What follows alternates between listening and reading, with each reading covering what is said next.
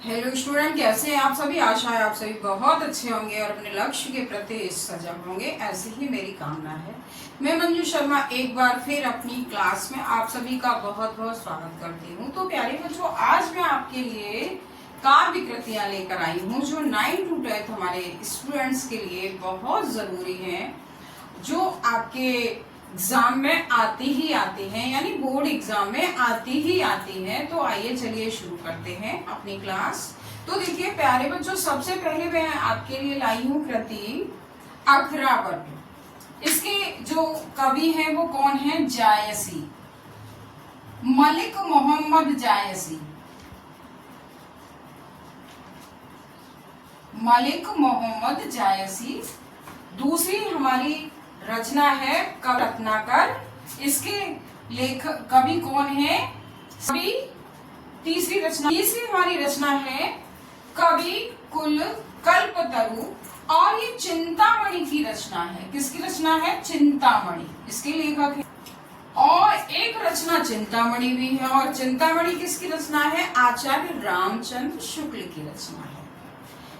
रचना है कश्मीर सुषमा। किसकी है? श्रीधर पाठक। किसकी है? श्रीधर है कवि प्रिया, केशव दास की रचना है। इसके लिए कवि कौन है? केशव दास। रचना है गीत फरोश, भवानी प्रसाद मिश्र। भवानी प्रसाद मिश्र।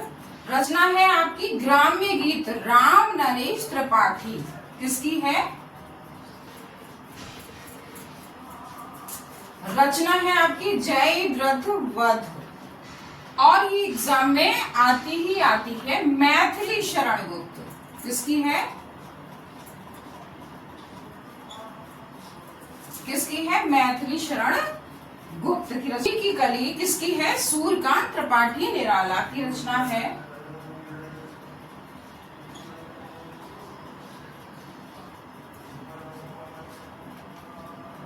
निराला की रचना है।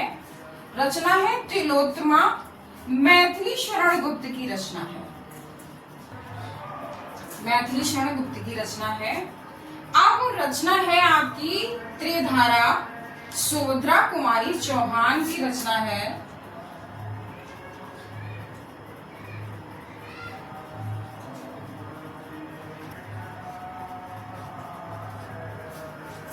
रचना है धूप के धान, गिरिजा कुमार माथुर।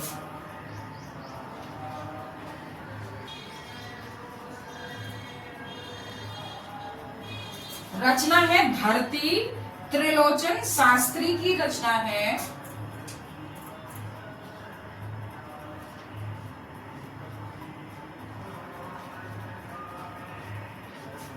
रचना है नीम के पत्ते। कृति रामधारी सिंह दिनकर की कृति है।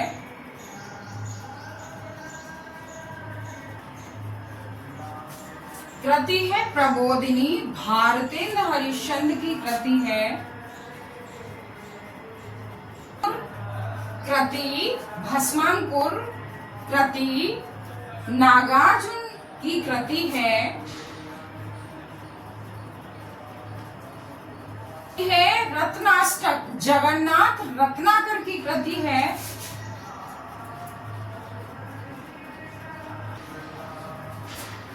कृति है रसराज, मतीराम की कृति है।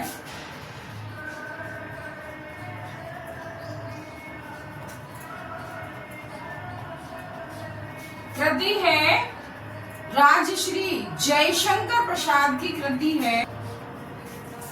संदेश रासक कृति अब्दुल रहमान की कृति है।